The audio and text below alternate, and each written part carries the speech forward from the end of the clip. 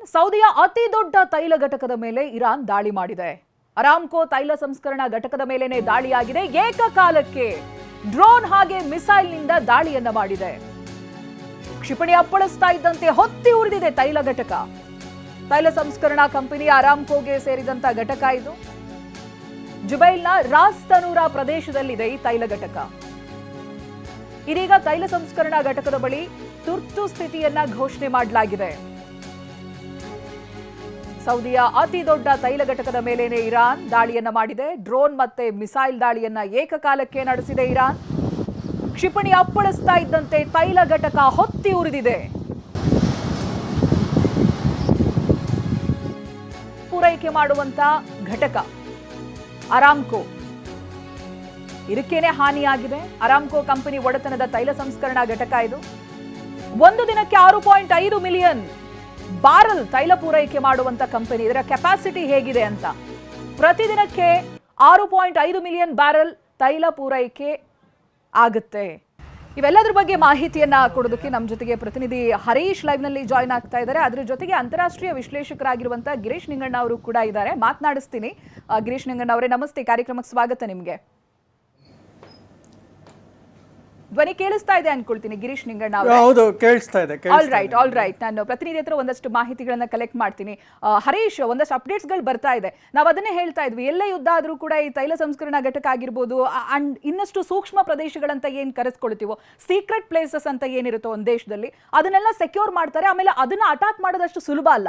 But Iran ಮತ್ತೆ Israel ವಿಚಾರಕ್ಕೆ ಬಂದಾಗ ಅತಿ ಹೆಚ್ಚು ತೈಲ ಪೂರೈಕೆ ಮಾಡ್ತಾ ಇದ್ದಂತ ಅರಾಮ್ಕೋ ಮೇಲೆನ ಅಟ್ಯಾಕ್ ಆಗಿದೆ, ಹೊತ್ತಿ ಉರಿತಾ ಇದೆ. ಏನೇನು ಡೀಟೇಲ್ಸ್ಗಳು ಗೊತ್ತಾಗ್ತಾ ಇದೆ ಹರೀಶ್? ಚೈತ್ರ, ಇದುವರೆಗೆ ಅಮೆರಿಕದ ಸೇನಾ ನೆಲೆಗಳ ಮೇಲೆ ಗುರಿಯಾಗಿಸಿಕೊಂಡು ಇರಾನ್ ಪ್ರತಿದಾಳಿಯನ್ನ ಮಾಡ್ತಾ ಇತ್ತು. ಮತ್ತೆ ಮಧ್ಯಪ್ರಾಚ್ಯದಲ್ಲಿರ್ತಕ್ಕಂಥ ವಿವಿಧ ದೇಶಗಳ 27 ಸೇನಾ ನೆಲೆಗಳ ಮೇಲೆ ದಾಳಿಯನ್ನ ಇರಾನ್ ಮಾಡ್ತಾ ಇತ್ತು. ಆದರೆ ಈಗ ತೈಲ ಸಂಸ್ಕರಣಾ ಘಟಕವನ್ನ ಗುರಿಯಾಗಿರಿಸಿಕೊಂಡು ದಾಳಿಯನ್ನ ಮಾಡಿದೆ. ಸೌದಿ ಅರೇಬಿಯಾದಲ್ಲಿರ್ತಕ್ಕಂಥ ವಿಶ್ವದ ಅತಿ ದೊಡ್ಡ ತೈಲ ಸಂಸ್ಕರಣಾ ಘಟಕ ಅರಾಮ್ಕೋದ ಮೇಲೆ ದಾಳಿ ಮಾಡಿರುವಂತಹದ್ದು. ಅರಾಮ್ಕೋ ಈ ಹೆಸರಲ್ಲೇ ಇದೆ, ಅರೇಬಿಯನ್ ಅಮೇರಿಕನ್ ಆಯಿಲ್ ಘಟಕ. ಅಂದ್ರೆ ಅರೇಬಿಯನ್ ಮತ್ತೆ ಅಮೇರಿಕನ್ ಘಟಕ ಅನ್ನುವಂಥದ್ದು ಇರುವಂಥದ್ದು. ಅಮೇರಿಕನ್ ಈ ಒಂದು ತೈಲ ಘಟಕದ ಮೇಲೆ ದಾಳಿ ಮಾಡಿರುವಂತಹದ್ದು. ಇದು 1933ರಲ್ಲಿ ಶುರುವಾದಂತಹ ಸಂಸ್ಥೆ. ಇಲ್ಲಿ ಸುಮಾರು ದಿನಕ್ಕೆ 10 ಮಿಲಿಯನ್ ಬ್ಯಾರಲ್ನಷ್ಟು ತೈಲ ಉತ್ಪಾದನೆಯನ್ನ ಮಾಡ್ಬೋದು. ಈಗ ಸದ್ಯಕ್ಕೆ 6.5 ಮಿಲಿಯನ್ ಬ್ಯಾರಲ್ ತೈಲ ಉತ್ಪಾದನೆ ಆಗ್ತಾ ಇರತಕ್ಕಂಥದ್ದು. ಸೌದಿ ಅರೇಬಿಯಾದ ಆರ್ಥಿಕತೆ 70% ಪಾಲನ್ನ ಈ ಒಂದು ಅರಾಮ್ಕೋ ತೈಲ ಘಟಕ ಹೊಂದಿರುವಂತಹದ್ದು. ಮತ್ತೆ ವಿಶ್ವದ ಅತಿ ದೊಡ್ಡ ತೈಲ ನಿಕ್ಷೇಪ ಏನಿದೆ ಗವಾರ್, ಈ ಒಂದು ತೈಲ ನಿಕ್ಷೇಪವನ್ನ ನಿರ್ವಹಿಸುವಂತಹದ್ದೇ ಈ ಒಂದು ಅರಾಮ್ಕೋ ತೈಲ ಘಟಕ. ಹೀಗಾಗಿ ಇದರ ಮೇಲೆ ಈಗ ಇರಾನ್ ದಾಳಿಯನ್ನ ಮಾಡಿರುವಂತಹದ್ದು. ಇದು ಸಾಕಷ್ಟು ಈಗ ಚರ್ಚೆ ಆಗ್ತಾ ಇರತಕ್ಕಂಥದ್ದು ವಿಶ್ವದಲ್ಲಿ. ಮುಖ್ಯವಾಗಿ ಇಷ್ಟು ದೊಡ್ಡ ತೈಲ ಘಟಕದ ಮೇಲೆ ಇರಾನ್ ಟಾರ್ಗೆಟ್ ಮಾಡಿರುವಂತಹದ್ದು. ಎಲ್ಲ ಒಂದ್ ಕಡೆ ಅಮೆರಿಕಕ್ಕೆ ಬುದ್ಧಿಯನ್ನ ಕಲಿಸಬೇಕು. ಅಮೆರಿಕಕ್ಕೆ ಸಾಥ್ ನೀಡಿರುವಂತಹ ಮಧ್ಯಪ್ರಾಚ್ಯದ ಯಾವ್ಯಾವೆಲ್ಲ ದೇಶಗಳಿವೆ ಅವುಗಳನ್ನು ಕೂಡ ಈಗ ಇರಾನ್ ಟಾರ್ಗೆಟ್ ಮಾಡಿ ಈ ತರದ ಒಂದು ದಾಳಿಯನ್ನ ಮಾಡಿರುವಂತಹದ್ದು. ಇದು ಎಲ್ಲ ಒಂದ್ ಕಡೆ ಸೌದಿ ಅರೇಬಿಯಾದ ಬೆನ್ನು ಮೂಳೆ ಅನ್ನುವಂತ ದೃಷ್ಟಿಯಿಂದ ಕರೆಸ್ಕೊಳ್ಳುತ್ತೆ. ಬೆನ್ನು ಮೂಳೆ ಅಂತಾನೆ ಈ ಅರಾಮ್ಕೋ ಕಂಪನಿಯನ್ನ ಕರೀತಾರೆ. ಇದು 1919ರಲ್ಲಿ IPO ಬಿಡುಗಡೆ ಮಾಡುತ್ತೆ. IPO ಬಿಡುಗಡೆ ಮಾಡಿ ಹಣವನ್ನ ಸಂಗ್ರಹಿಸುವಂತ ಪ್ರಶ್ನೆ ಬಂದಂತ ಸಂದರ್ಭದಲ್ಲಿ ಅತಿ ಹೆಚ್ಚು ಹಣ ಸಂಗ್ರಹ ಆಗುತ್ತೆ ಈ ಸಂಸ್ಥೆಯಿಂದ. ಮತ್ತೆ ಆಪಲ್ ಮತ್ತೆ ಮೈಕ್ರೋಸಾಫ್ಟ್ ಕಂಪನಿಗಳೇನಿದೆ ಅದಕ್ಕಿಂತಲೂ ಹೆಚ್ಚು ಲಾಭವನ್ನ ಈ ಸರ್ಕಾರಿ ಸ್ವಾಮ್ಯದ ತೈಲ ಘಟಕ ಲಾಭವನ್ನ ಮಾಡ್ತಿದೆ ಅನ್ನುವಂತಹದ್ದು. ಮತ್ತೆ ವಿಶ್ವದಲ್ಲೇ ಅತಿ ಹೆಚ್ಚು ತೈಲ ಸಂಸ್ಕರಣೆ ಇಲ್ಲೇ ಆಗುತ್ತೆ. ಮತ್ತೆ ವಿಶ್ವದಲ್ಲಿ 70% ತೈಲ ಇಲ್ಲಿಂದನೇ ಹೋಗುತ್ತೆ ಅನ್ನುವಂಥದ್ದು. ಈ ಘಟಕದಿಂದಲೇ ತೈಲ ಸಂಸ್ಕರಣೆ ಆಗುತ್ತಲ್ಲ, ಈ ಘಟಕದಿಂದನೇ ವಿಶ್ವದ 7% ತೈಲ ಹೋಗುತ್ತೆ. ಮತ್ತೆ ಸೌದಿ ಅರೇಬಿಯಾದ ಆರ್ಥಿಕತೆಯ 70% ಪಾಲು ಈ ಒಂದು ಸಂಸ್ಥೆಯ ಮೇಲಿದೆ. ಇದನ್ನೇ ಈಗ ಇರಾನ್ ಅಟ್ಯಾಕ್ ಅನ್ನ ಮಾಡಿರುವಂತಹದ್ದು. ಅಮೆರಿಕ ಹೇಳ್ತಿದೆ ಈ ರೀತಿಯಾದಂಥ ಅಟ್ಯಾಕ್ ಮಾಡೋದು ಒಳ್ಳೆಯದಲ್ಲ. ಮತ್ತೆ ನಮ್ಮ ಏನು ಕಾರ್ಯಾಚರಣೆ ಏನಿದೆ, ಕಾರ್ಯತಂತ್ರ ಏನಿದೆ ಅದು ಮುಗಿದು ಹೋಗಿದೆ. ಖಮೇನಿ ಹತ್ಯೆ ಬಳಿಕ ಅದು ಮುಗಿದು ಹೋಗಿರುವಂತಹದ್ದು. ಮತ್ತೆ ನಾವು ಪ್ರತಿದಾಳಿಯನ್ನ ಮಾಡೋದಿಲ್ಲ ಅನ್ನುವಂಥದ್ದು ಅಮೆರಿಕ ಹೇಳಿದ್ರು ಕೂಡ ಇರಾನ್ ಪದೇ ಪದೇ ಈಗ ಪ್ರತಿದಾಳಿಗಳನ್ನು ಮಧ್ಯಪ್ರಾಚ್ಯದ ವಿವಿಧ ದೇಶಗಳಲ್ಲಿ ಮಾಡ್ತಾನೆ ಇದೆ. ಅದು ವಸತಿ ಕಟ್ಟಡಗಳನ್ನು ಕೂಡ ಗುರಿಯಾಗಿರಿಸಿಕೊಂಡು ದಾಳಿಗಳು ನಡೀತಾ ಇದೆ. ಒಂದು ಕಡೆಗೆ ಕ್ಷಿಪಣಿಗಳನ್ನು ಹೊಡೆದಾಕದಂಥ ಸಂದರ್ಭದಲ್ಲಿ ಅದರ ಅವಶೇಷಗಳು ಜನವಸತಿ ಇರ್ತಕ್ಕಂಥ ಪ್ರದೇಶಗಳ ಮೇಲೆ ಬೀಳ್ತಾ ಇರುವಂಥದ್ದು, ಹೋಟೆಲ್ಗಳ ಮೇಲೆ ಬೀಳ್ತಾ ಇದೆ. ಹೀಗಾಗಿ ಅಲ್ಲಿನ ಜನರು ಕೂಡ ಬಹಳಷ್ಟು ಆತಂಕದಲ್ಲಿದ್ದಾರೆ. 1 ಕೋಟಿಗೂ ಹೆಚ್ಚು ಭಾರತೀಯರು ಮಧ್ಯಪ್ರಾಚ್ಯದ ವಿವಿಧ ದೇಶಗಳಲ್ಲಿ ಕೆಲಸ ಮಾಡ್ತಿದ್ದಾರೆ. ಅವರಿಗೂ ಕೂಡ ಈಗ ಆತಂಕ ಇರುವಂಥದ್ದು. ವಿಶ್ವದ ಅತಿ ದೊಡ್ಡ ತೈಲ ಸಂಸ್ಕರಣಾ ಘಟಕವೇ ಟಾರ್ಗೆಟ್ ಆಗಿದೆ ಇರಾನ್ದು ಅಂತಂದರೆ, ಇರಾನ್ ಒಂದು ಹೆಜ್ಜೆ ಮುಂದೆ ಇಟ್ಟು ಏನು ಬೇಕಾದರೂ ಆಗಲಿ ಈ ಯುದ್ಧವನ್ನು ಮುಂದುವರಿಸ್ತೇವೆ ಅನ್ನುವಂತಹ ನಿಟ್ಟಿನಲ್ಲಿ ಪ್ರತಿಕಾರದ ಜ್ವಾಲೆಯನ್ನು ತೋರಿಸ್ತಾ ಇರುವಂತಹದ್ದು. ಚೈತ್ರ, ರೈಟ್. ಹರೀಶ್ ಹಾಗೆ ಸಂಪರ್ಕದಲ್ಲಿದೆ ನಮ್ಮ ಜೊತೆಗೆ ಅಂತಾರಾಷ್ಟ್ರೀಯ ವಿಶ್ಲೇಷಕರು ಗಿರೀಶ್ ನಿಂಗಣ್ಣ ಅವರು ಕೂಡ ಜಾಯ್ನ್ ಆಗಿದ್ದಾರೆ. ಆಗ್ಲೇ ಮಾತನಾಡಿಸ್ತಾ ಇದೆ. ಗಿರೀಶ್ ನಿಂಗಣ್ಣ ಅವರೇ, ಖಮನಿ ಸಾವಿನ ನಂತರದಲ್ಲಿ ಈ ಎಪಿಕ್ ಫ್ಯೂರಿಯನ್ನ ಇವ್ರು ನೋಡುವಂತ ರೀತಿ ಫಾಸ್ಟ್ ಅಂಡ್ ಫ್ಯೂರಿಯಸ್ ಆಗಿ ನಡೀತಾ ಇದೆಯಾ ಏನು? ಈ ದಿಕ್ಕುಗಳೇ ಬದಲಾಗ್ತಾ ಇದೆ. ಎಲ್ಲಿ ಅಮೆರಿಕ ಸೇನಾ ನೆಲೆ ಮೇಲೆ ಅಟ್ಯಾಕ್ ಮಾಡಬೇಕಿತ್ತು, ಇದುವರೆಗೂ ಮಾಡ್ತಾ ಇದ್ರು ಬೇಸ್ಗಳ ಮೇಲೆ ಮಾತ್ರನೇ. ಬಟ್ ಇದೀಗ ಅರಾಮ್ಕೋ ಮೇಲೆ ದಾಳಿಯಾಗಿದೆ. ಇಡೀ ತೈಲ ಘಟಕ ಹೊತ್ತಿ ಉರಿತಾ ಇದೆ. 7% ಇಡೀ ಜಗತ್ತಿಗೆ ತೈಲವನ್ನ ಪೂರೈಕೆ ಮಾಡುವಂತ ಘಟಕದ ಮೇಲೆನೇ ಅಟ್ಯಾಕ್ ಆಗಿದೆ ಅಂತ ಹೇಳಿದ್ರೆ ಇದನ್ನೇನು ಮಿಸ್ ಅಟ್ಯಾಕ್ ಅಂತೆಲ್ಲ ಹೇಳೋದಕ್ಕೆ ಬರೋದಿಲ್ಲ ಅಂತ ಗಿರೀಶ್ ನಿಂಗಣ್ಣ ಅವರೇ. ಅರಾಮ್ಕೋ ಮೇಲೆ ಅಟ್ಯಾಕ್ ಆಗಿರೋದು ಅದು ಒಂದು ರಿಫೈನರಿ ಮೇಲೆ ಅಟ್ಯಾಕ್ ಆಗಿದೆ. ಅಲ್ಲಿ ವೇರಿಯಸ್ ಯೂನಿಟ್ಸ್ ಇರುತ್ತೆ ಅರಾಮ್ಕೋ ಅಲ್ಲಿ. ಅದರಲ್ಲಿ ಒಂದು ರಿಫೈನರಿ ಅಂದರೆ ಸಂಸ್ಕರಣೆ ಮಾಡುವಂಥ ಒಂದು ಘಟಕದ ಮೇಲೆ ಡ್ರೋನ್ ಅಟ್ಯಾಕ್ ಆಗಿದೆ. ಸೊ ಅದನ್ನು ಆ್ಯಸ್ ಎ ಪ್ರಿಕಾಷನರಿ ಮೆಷರ್ ಅದನ್ನು ಮುಚ್ಚಿದ್ದಾರೆ, ಬೇರೆ ಘಟಕಗಳನ್ನು ಮುಚ್ಚಿದ್ದಾರೆ. ಬಟ್ ಅದರಿಂದ ಬೇಗ ಸುಧಾರಣೆ ಆಗ್ಬೋದು. ಅವರೇನು ಅರಾಮ್ಕೋ ಕಂಪ್ಲೀಟ್ ಡಿಸ್ಟ್ರಾಯ್ ಆಗಿದೆ ಆ ಥರ ಎಲ್ಲ ಏನೂ ಹೆದರ್ಕೊಳ್ಳೋದು ಬೇಕಿಲ್ಲ. ಬಟ್ ಒಂದು ರಿಫೈನರಿ ಅಂತೂ ಡ್ಯಾಮೇಜ್ ಆಗಿದೆ ಒಂದು. So they will come back for that. But ಇದೇನಾಗ್ತಿದೆ ಅಂದರೆ ಈ ವಾರ್ ತೊಗೊಂಡ್ರೆ ಅದು ಎಸ್ಕಲೇಟ್ ಆಗ್ತಾನೇ ಇದೆ. ಅಂದರೆ ಫಸ್ಟ್ ಅವ್ರು ಏನು ಮಾಡಿದ್ರು, ಮಿಲ್ಟ್ರಿ ಬೇಸಸ್ನ ಹೊಡೆದ್ರು. ಸೊ ಮಿಲ್ಟ್ರಿ ಬೇಸಸ್ ಹೊಡೆದು ಇವ್ರು ಏನಾದ್ರು ಒಂದು ನಿರ್ಣಾಯಕಕ್ಕೆ ಬರ್ತಾರೆ, ಒಂದು ಮಾತುಕತೆಗೆ ಬರ್ತಾರೆ ಅಂತ ಇರಾನ್ ಎಕ್ಸ್ಪೆಕ್ಟ್ ಮಾಡ್ತೋ ಆಗಲಿಲ್ಲ. ಸೆಕೆಂಡ್ ಏನು ಮಾಡಿದ್ರು, ಎಕನಾಮಿಕಲಿ ಡ್ಯಾಮೇಜ್ ಮಾಡೋಕ್ಕೆ ಶುರು ಮಾಡಿದ್ರು. ಎಕನಾಮಿಕಲಿ ತುಂಬ ಡಿಪೆಂಡ್ ಆಗಿರೋದು ಯಾವುದು ಅಂದರೆ Dubai was consider the most safest even for all the ವರ್ಲ್ಡಲ್ಲಿ. ಸೊ ಅಲ್ಲಿರೋ ಜಾಗಗಳ ಮೇಲೆ ದಾಳಿ ಮಾಡೋಕ್ಕೆ ಶುರು ಮಾಡಿದ್ರು. ಅಂದರೆ ಬುರ್ಜ್ ಖಲೀಫಾ ಹತ್ರ, ಮತ್ತು ಆ ಹೋಟೆಲ್ 5 ಸ್ಟಾರ್ ಹೋಟ್ಲ್ ಆಗಿರ್ಬೋದು, ಆ ಏರ್ಪೋರ್ಟ್ ಕಂಪ್ಲೀಟ್ ಒಂದು ಟರ್ಮಿನಲ್ ಯಾವುದೋ ಡ್ಯಾಮೇಜ್ ಆಗಿದೆ. ಸೊ ಅದನ್ನು ಕಂಪ್ಲೀಟ್ ಎಕನಾಮಿಕಲಿ ಒಂಥರ ಸ್ಟಾಪ್ ಮಾಡಿಬಿಟ್ಟಿದ್ದಾರೆ ಆ ದೇಶನೇ. ಸೊ ಅದರಿಂದ ಇವರು ಒತ್ತಡ ಹಾಕ್ತಾರೆ ಅಮೆರಿಕ ಮೇಲೆ, ಈ ಯುದ್ಧ ನಿಲ್ಸೋಕ್ಕೆ ಏನಾರು ಒತ್ತಡ ಹಾಕ್ತಾರೆ ಅಂತ ಅದನ್ನು ಟ್ರೈ ಮಾಡಿದ್ರು. ಬಟ್ ಅದು ಎಲ್ಲೋ ನಿಲ್ತಾ ಇಲ್ಲ ಅಂತ ಗೊತ್ತಾಗ್ತಿದ್ದಂಗೆ ಈಗ ಆಯಿಲ್ ಇನ್ಫ್ರಾಸ್ಟ್ರಕ್ಚರ್ ಮೇಲೆ ಹೊಡೆಯೋಕ್ಕೆ ಶುರು ಮಾಡಿದ್ದಾರೆ. ಈಗ ಸೌದಿದು ಅತಿ ದೊಡ್ಡ ಆಯಿಲ್ ಇನ್ಫ್ರಾಸ್ಟ್ರಕ್ಚರ್ ಇದು. ಸೊ ಇದ್ರ ಮೇಲೆ ಹೊಡೆದು ಅರಾಮ್ಕೋ ಒಂದು ಅಷ್ಟು ದಿವಸ ನಿಂತರೆ ಅವ್ರ ಎಕನಾಮಿನೂ ಮೇಲೂ ಸಿಕ್ಕಾಪಟ್ಟೆ ಎಫೆಕ್ಟ್ ಗಿರೀಶ್ ಲಿಂಗಣ್ಣ ಅವರೇ, ನೀವು ಮಾಹಿತಿ ಕೊಡ್ತಾ ಇದ್ರಿ.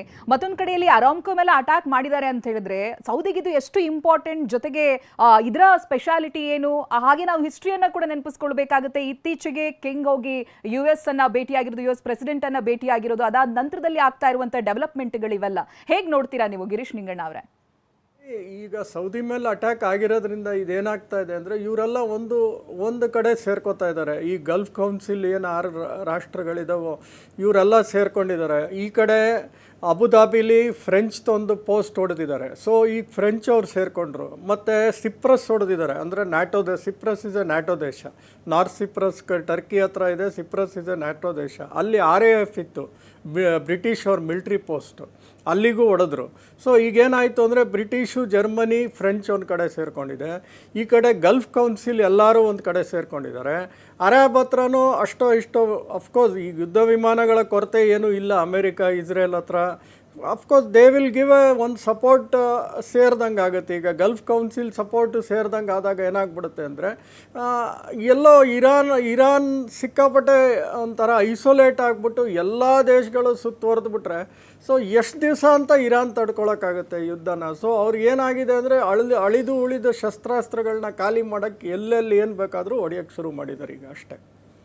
ಇಲ್ಲ, ಇವಾಗ ಅಣ್ಣ ತಮ್ಮ ತರ ಇದ್ದವರು ಇವಾಗ US ಪ್ರೊಟೆಕ್ಷನ್ ಕೊಡೋದ್ರಲ್ಲೇ ದೊಡ್ಡ ಮಟ್ಟಿಗೆ ಫೇಲ್ ಆಗಿರೋದು ಇಡೀ ಜಗತ್ತಿಗೆ ಗೊತ್ತಾಗ್ತಾ ಇದೆಯಲ್ಲ.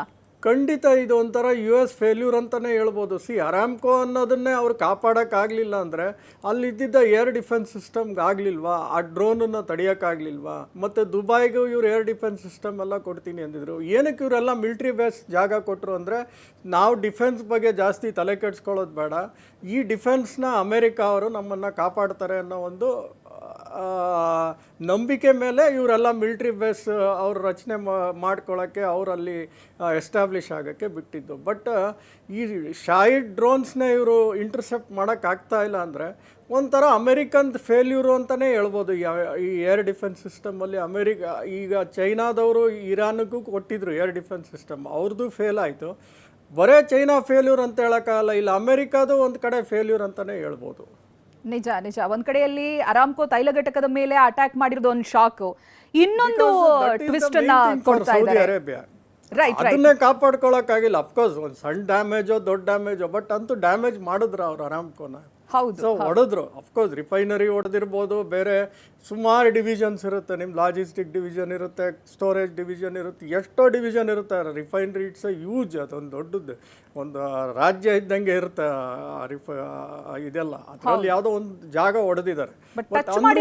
ಏನೇ ಹೊಡೆದ್ರು it is a failure of America ಅಂತಾನೆ ನಾನು ಕನ್ಸಿಡರ್ ಮಾಡ್ತೀನಿ. ನಿಜ ನಿಜ. ಒಂದ್ ಕಡೆ ಇದಾದ್ರೆ ಅರಾಮ್ಕೋ ತೈಲ ಘಟಕದ ಮೇಲೆ ಅಟ್ಯಾಕ್ ಆಗಿರೋದಾದ್ರೆ, ಮತ್ತೊಂದು ಕಡೆಯಲ್ಲಿ F-15 ಫೈಟರ್ ಜೆಟ್ಗಳನ್ನ ಹೊಡೆದು ಉರುಳಿಸಿದೆ ಇರಾನ್. ಅಮೆರಿಕ ಫೈಟರ್ ಜೆಟ್ ಅನ್ನ ಇರಾನ್ ಹೊಡೆದುರುಳಿಸಿದೆ. ಕುವೈತ್ನಲ್ಲಿ USA ಫೈಟರ್ ಜೆಟ್ ಅನ್ನ ಇರಾನ್ ಹೊಡೆದು ಹಾಕಿದೆ. F-15 ಫೈಟರ್ ಜೆಟ್ ಇದು ಯುದ್ಧ ವಿಮಾನವನ್ನ ಹೊಡೆದು ಹಾಕಿದ್ದನ್ನ ಇದೀಗ ಇರಾನ್ ಒಪ್ಪಿಕೊಳ್ತಾ ಇದೆ. ಕುವೈತ್ನಲ್ಲಿ ಹಲವು ಯುದ್ಧ ವಿಮಾನಗಳ ಪತನದ ಮಾಹಿತಿ ಸಿಗ್ತಾ ಇದೆ. ಕುವೈತ್ ರಕ್ಷಣಾ ಸಚಿವಾಲಯದಿಂದ ಮಾಹಿತಿ ಸಿಗ್ತಾ ಇದೆ. ಪ್ರತಿನಿಧಿ ಹರೀಶ್ ಇದಕ್ಕೆ ಸಂಬಂಧಪಟ್ಟಾಗಿ ಮಾಹಿತಿಯನ್ನ ಕೊಡ್ತಾರೆ. ಹರೀಶ್, ಹೌದು, ರಿಟಾಲಿಯೇಟ್ ಮಾಡದೇ ಇದ್ರೆ ಒಳ್ಳೇದು ಅಂತ ಟ್ರಂಪ್ ಹೇಳಿದ್ರು, ಬಟ್ ರಿಟಾಲಿಯೇಟ್ ಮಾಡಿದ್ರೆ ನಾವು ಹೀಗೆ ಮಾಡ್ತೀವಿ ಅನ್ನೋದನ್ನ ಇರಾನ್ ಹೇಳಿತ್ತು. ಇರಾನ್ ಹೇಳಿರೋದು ಪ್ರೂವ್ ಟು ಬಿ ರೈಟ್ ಅಂತ ಗೊತ್ತಾಗ್ತಾ ಇದೆ. F-15 ಫೈಟರ್ ಜೆಟ್ಗಳನ್ನ ಉರುಳಿಸಿದೆ ಒಂದು ಅರಾಮ್ಕೋ ಮೇಲೆ ದಾಳಿಯಾದ ನಂತರದಲ್ಲಿ. ಹರೀಶ್. ಹೌದು ಚೈತ್ರ, ಯಾವಾಗ ಖಮೇನಿಯನ್ನ ಇರಾನ್ ಕಳೆದುಕೊಳ್ತು, ಇಸ್ರೇಲ್ ಹಾಗೂ ಅಮೆರಿಕ ಜಂಟಿಯಾಗಿ ಇರಾನ್ನ ಸರ್ವೋಚ್ಚ ನಾಯಕ ಖಮೇನಿಯನ್ನ ಹತ್ಯೆ ಮಾಡಲಾಯಿತು. ಆಗಲೇ ಇರಾನ್ ಮಿಲಿಟರಿ ಶಪಥವನ್ನ ಮಾಡ್ತು, ನಾವು ಇದಕ್ಕೆ ಸರಿಯಾದಂಥ ಪ್ರತಿಕಾರವನ್ನು ತೀರಿಸ್ಕೊಳ್ತೇವೆ ಅನ್ನುವಂಥ ಘೋಷಣೆಯೊಂದಿಗೆ ಹೋರಾಟಕ್ಕಿಳಿದಿರುವಂತಹದ್ದು. ಒಂದು ಕಡೆ ಅಮೆರಿಕದ ಸೇನಾ ನೆಲೆಗಳೇನು ಮಧ್ಯಪ್ರಾಚ್ಯದಲ್ಲಿವೆ ಅವುಗಳನ್ನು ಹುಡುಕಿ ಹೊಡೆಯುವಂಥ ಒಂದು ಕೆಲಸ ಆದರೆ, ಮತ್ತು ಅಮೆರಿಕಕ್ಕೆ ಸಾಥ್ ಕೊಟ್ಟಿರುವಂಥ ಮಧ್ಯಪ್ರಾಚ್ಯದ ವಿವಿಧ ದೇಶಗಳನ್ನು ಏನು ಆರ್ಥಿಕತೆ ಬೆನ್ನೆಲುಬು ಅಂತ ಕರೆಸ್ಕೊಳ್ಳುವಂತಹ ವಿವಿಧ ಘಟಕಗಳ ಮೇಲೂ ಕೂಡ ದಾಳಿಯನ್ನು ಮಾಡ್ತಾ ಇದೆ. ಅಂದರೆ ಎಲ್ಲ ಕಡೆಯಿಂದನೂ ಕೂಡ ದಾಳಿಯನ್ನು ಮಾಡ್ತಾ ಇದೆ. ಇನ್ನು ಇಸ್ರೇಲ್ ಮೇಲೂ ಕೂಡ ದಾಳಿ ನಡೀತಾ ಇದೆ, ಜೆರುಸಲೆಂ ಮೇಲೆ ನಡೆದಿದೆ, ಜೊತೆಗೆ ಟೆಲ್ ಅವೀವ್ ಮೇಲೆ ನಿರಂತರವಾದಂಥ ದಾಳಿ ನಡೆದಿದೆ. ಟೆಲ್ ಅವೀವ್ನ 40ಕ್ಕೂ ಹೆಚ್ಚು ಕಟ್ಟಡಗಳು ಧ್ವಂಸಗೊಂಡಿವೆ, ಜೊತೆಗೆ 10ಕ್ಕೂ ಹೆಚ್ಚು ಮಂದಿ ಸಾವನ್ನಪ್ಪಿದ್ದಾರೆ ಅನ್ನುವಂತಹ ಮಾಹಿತಿ ಸಿಗ್ತಾ ಇದೆ. ಇಸ್ರೇಲ್ ಮೇಲೆ ಆದಂತಹ ದಾಳಿಯಲ್ಲಿ ಇಸ್ರೇಲಿಗರು ಕಡಿಮೆ ಸಾಯುವಂಥದ್ದು ಬಹಳಷ್ಟು ಕಡಿಮೆ. ಅಂದರೆ ಆಸ್ತಿ ಪಾಸ್ತಿ ನಷ್ಟ ಆಗ್ಬೋದು, ಜೀವಹಾನಿ ನಷ್ಟ ಒಂದೊಂದು ದಾಳಿಯಲ್ಲೂ ಕೂಡ. ಆದರೆ ಈ ದಾಳಿಯಲ್ಲಿ 9 ಮಂದಿ ಸಾವನ್ನಪ್ಪಿದ್ದಾರೆ ಅನ್ನುವಂತಹ ಮಾಹಿತಿ ಈಗ ಸಿಗ್ತಾ ಇರುವಂತಹದ್ದು. ಜೊತೆಗೆ ಕುವೈತ್ ಮೇಲೂ ಕೂಡ ದಾಳಿ ಮಾಡ್ತಾ ಇರುವಂತಹದ್ದು. ಕುವೈತ್ನಲ್ಲಿರ್ತಕ್ಕಂಥ ಅಮೆರಿಕದ ಸೇನಾ ನೆಲೆಗಳ ಮೇಲೂ ಕೂಡ ದಾಳಿ ಮಾಡ್ತಾ ಇದೆ. F-16 ಯುದ್ಧ ವಿಮಾನವನ್ನು ಕೂಡ ಇರಾನ್ ಹೊಡೆದುರುಳಿಸಿದೆ. ಬರೀ F-16 ಅಲ್ಲ, ಇನ್ನೂ ಅನೇಕ ಯುದ್ಧ ವಿಮಾನಗಳನ್ನು ಕುವೈತ್ ನೆಲದಲ್ಲಿ ಹೊಡೆದುರುಳಿಸಲಾಗಿದೆ ಅನ್ನುವಂತಹ ಮಾಹಿತಿ ಕೂಡ ಸಿಗ್ತಿದೆ. ಮತ್ತೆ ಇರಾನ್ ಅಧಿಕೃತವಾಗಿ ಘೋಷಣೆಯನ್ನ ಮಾಡ್ತಾ ಇದೆ, ನಾವು ಅಮೆರಿಕಕ್ಕೆ ಸರಿಯಾದ ರೀತಿಯಾದಂಥ ಪಾಠ ಕಲಿಸ್ತಾ ಇದ್ದೀವಿ ಅನ್ನುವಂಥ ನಿಟ್ಟಿನಲ್ಲಿ. ಅಂದರೆ ಖಮೇನಿ ಹತ್ಯೆ ಆದ ಬಳಿಕ ಇರಾನ್ ಶಾಂತ ಆಗುತ್ತೆ, ಅಮೆರಿಕ ಮತ್ತು ಇಸ್ರೇಲ್ ಎದುರುಗಡೆ ಮಂಡಿ ಊರಿ ಕುಳಿತುಕೊಳ್ಳುತ್ತೆ, ಮತ್ತೆ ಹೋರಾಟದ ಶಕ್ತಿಯನ್ನು ತೋರಿಸಲ್ಲ ಅನ್ನುವಂಥ ನಿಟ್ಟಲ್ಲಿ ಚರ್ಚೆಗಳು ನಡೀತಾ ಇತ್ತು. ಖಮೇನಿಯ ಹತ್ಯೆ ಆಯಿತು ವಿಚಾರ ಗೊತ್ತಾಗ್ತಿದ್ದ ಹಾಗೆ ಇರಾನ್ ಮತ್ತಷ್ಟು ಪ್ರತಿರೋಧವನ್ನು ಒಡ್ಲಿಕ್ಕೆ ಶುರು ಮಾಡಿತು. ಮಾಡು ಇಲ್ಲವೇ ಮಡಿ ಅನ್ನುವಂತಹ ನಿಟ್ಟಿನಲ್ಲಿ ಈಗ ಹೋರಾಟವನ್ನು ಮಾಡ್ತಾ ಇರುವಂತಹದ್ದು. ಅರಾಮ್ಕೋ ಕಂಪನಿಯನ್ನ ಸಂಸ್ಕರಣಾ ಘಟಕವನ್ನು ಗುರಿಯಾಗಿರಿಸಿಕೊಂಡು ಮಾಡಿರ್ತಕ್ಕಂಥ ದಾಳಿಯೇ ಇದಕ್ಕೆ ಸಾಕ್ಷಿ ಅನ್ನುವಂಥ ನಿಟ್ಟಿನಲ್ಲಿ. ಯಾಕಂತಂದ್ರೆ ಕೇವಲ ಅಮೆರಿಕದ ಸೇನಾ ನೆಲೆಗಳ ಮೇಲೆ ಮಾತ್ರ ಇರಾನ್ ಟಾರ್ಗೆಟ್ ಮಾಡಿತ್ತು, ಅವುಗಳ ಮೇಲೆ ದಾಳಿಯನ್ನ ಮಾಡ್ತಾ ಇತ್ತು. ಈಗ ವಿಶ್ವದ ಅತಿ ದೊಡ್ಡ ತೈಲ ಸಂಸ್ಕರಣಾ ಘಟಕ ಅರಾಮ್ಕೋದ ಮೇಲೂ ಕೂಡ ದಾಳಿಯನ್ನ ಮಾಡಿ, ನಾನು ಯಾವುದೇ ರೀತಿಯಾದಂತಹ ದಾಳಿಗೆ ನಾನು ತಯಾರಿದ್ದೀನಿ, ಮತ್ತೆ ಎಂತಹದ್ದೇ ದಾಳಿಯನ್ನ ನಾನು ಫೇಸ್ ಮಾಡಲಿಕ್ಕೆ ತಯಾರಿದ್ದೀನಿ ಅನ್ನುವಂತಹ ಒಂದು ಸಂದೇಶವನ್ನ ಅಮೆರಿಕ ಹಾಗೂ ಇಸ್ರೇಲ್ಗೆ ಇರಾನ್ ಕೊಡ್ತಿದೆ. ಗಿರೀಶ್ ನಿಂಗಣ್ಣ ಅವರು ಇದ್ರ ಬಗ್ಗೆ ಮಾಹಿತಿ ಕೊಡ್ತಾರೆ. ಗಿರೀಶ್ ನಿಂಗಣ್ಣ ಅವರೇ, F-15 ಅಂತ ಹೇಳಿದ್ರೆ ಸೂಪರ್ ಹೀರೋಗಳು ಯುದ್ಧದಂತ ಸಂದರ್ಭದಲ್ಲಿ, ಅಂತ F-15 ಗಳನ್ನ ಇರಾನ್ ಹೊಡೆದಾಕ್ತಾ ಇದೆ ಅಂತ ಹೇಳಿದ್ರೆ ಅವರ ಡಿಫೆನ್ಸ್ ಸಿಸ್ಟಮ್ ಇಸ್ರೇಲ್ಗೂ ಮೀರಿದಂತದ್ದ, ಹೇಗ್ ನೋಡ್ತೀರಿ ಇದನ್ನ? ಸಿ ಅದು ಮಿಸೈಲ್ ಲಾಕ್ ಆದಾಗ ಏನಾಗುತ್ತೆ ಅಂದರೆ ಈಗ ಫಟೆ ಯೂಸ್ ಮಾಡ್ಬೋದು, ಇಲ್ಲ ಬೇರೆ ಯಾವ್ದಾದ್ರು ಬ್ಯಾಲಿಸ್ಟಿಕ್ ಮಿಸೈಲ್ಸ್ ಯೂಸ್ ಮಾಡಿ ಆ ಏರೋಪ್ಲೇನ್ ಲಾಕ್ ಆಗಿದೆ ಅಂತ ಸೌಂಡ್ ಬಂದಿದ ತಕ್ಷಣವೇ ಅವ್ರಿಗೆ ಆ ಹೆಲ್ಮೆಟಲ್ಲಿ ಒಂದು ಇದು ಬರುತ್ತೆ ಅವ್ರಿಗೆ ಸಿಗ್ನಲ್ಲು, ಮಿಸೈಲ್ ಲಾಕ್ ಆಗಿದೆ ಅಂತ. ಲಾಕ್ ಆಗಿದ ತಕ್ಷಣ ಅವ್ರು ಏನು ಮಾಡಿದ್ದಾರೆ, ಇದು ಟ್ವಿನ್ ಪೈಲಟ್ ಇರ್ಬೋದು ಮೋಸ್ಟ್ಲಿ ಈ F-15 it is not A single pilot, twin pilot ಇರ್ಬೋದು ನನ್ನ ಪ್ರಕಾರ. ಸೊ ಇಬ್ಬರು ಪೈಲಟ್ಟು ಎಜೆಕ್ಟ್ ಮಾಡಿದ್ದಾರೆ. ನಾವು ಕಾರಲ್ಲಿ ನೋಡಿದ್ರೆ ಅವ್ರನ್ನ ಫ್ಲ್ಯಾಟಾಗಿ ಮಲಗಿಸ್ತಾರೆ, ಬಿಕಾಸ್ ಯೂಶ್ವಲಿ ಆ G-ಫೋರ್ಸ್ಗೆ ಆ ಪೈಲಟ್ ಬಿದ್ದಾಗ ಸ್ಪೈನಲ್ ಕಾರ್ಡ್ ಇಂಜುರೀಸ್ ಜಾಸ್ತಿ ಇರುತ್ತೆ, ಅದಕ್ಕೋಸ್ಕರ ಅವ್ರನ್ನ ಸ್ಟ್ರೈಟಾಗಿ ಮಲಗಿಸಿ ಕರ್ಕೊಂಡು ಹೋಗ್ತಾರೆ. ನಾನು ಬೆಳಿಗ್ಗೆ ನೋಡಿದೆ ಈ ದೃಶ್ಯನ. ಸೊ ಅದು ಜಸ್ಟ್ ಅದು ಫ್ರೀ ಫಾಲ್ ಥರ ಕಾಣುತ್ತೆ. ಅದು ಏನಕ್ಕೆ ಫಾಲ್ ಆಯಿತು, ವೆದರ್ ಮಿಸೈಲ್ ಲಾಕ್ ಆಗಿತ್ತಾ, ಬಟ್ ಅಮೇರಿಕನ್ಸ್ ಕ್ಲೇಮ್ ಮಾಡೋ ಪ್ರಕಾರ ನಮ್ಮ ಪೇಟ್ರಿಯಾಟ್ ಮಿಸೈಲ್ಸೇ ಮಿಸ್ಟೇಕ್ ಆಗಿ ಲಾಕ್ ಆಗಿತ್ತು ಅಂತ ಹೇಳ್ತಾರೆ ಅವರು. ಬಟ್ ಅದು ಕ್ಲಾರಿಟಿ ಇನ್ನೂ ಗೊತ್ತಿಲ್ಲ. ಇರಾನ್ ನಾವು ಅಂತ ಕ್ಲೇಮ್ ಮಾಡ್ತಾ ಇದ್ದಾರೆ, ಅಮೇರಿಕನ್ಸ್ ಇಲ್ಲ ನಮ್ಮದೇ ಇದಾಗಿರೋದು ಅಂತ ಕ್ಲೇಮ್ ಮಾಡ್ತಾ ಇದ್ದಾರೆ. ಸೊ ಅದ್ರ ಬಗ್ಗೆ ಇನ್ನೂ ನನಗೆ ನಿಖರವಾಗಿ ಹೇಳಕ್ಕೆ ಬರ್ತಾ ಇಲ್ಲ. But F-15 is a very multi role combat aircraft ಮತ್ತು ಮ್ಯಾಕ್ 2.5 ಸ್ಪೀಡಲ್ಲಿ ಹೋಗೋ ಅಂಥ ಏರ್ಕ್ರಾಫ್ಟ್, ಅಂದರೆ twice the speed of sound, ಅಂದರೆ 3200-3500 ಕಿಲೋಮೀಟರ್ ಪರ್ ಅವರಲ್ಲಿ ಹೋಗುವಂಥ ಏರ್ಕ್ರಾಫ್ಟು, ಭಾಳ ಒಳ್ಳೆ ಕಾಂಬ್ಯಾಕ್ಟ್ ರೆಕಾರ್ಡ್ ಇರೋವಂಥ ಏರ್ಕ್ರಾಫ್ಟು.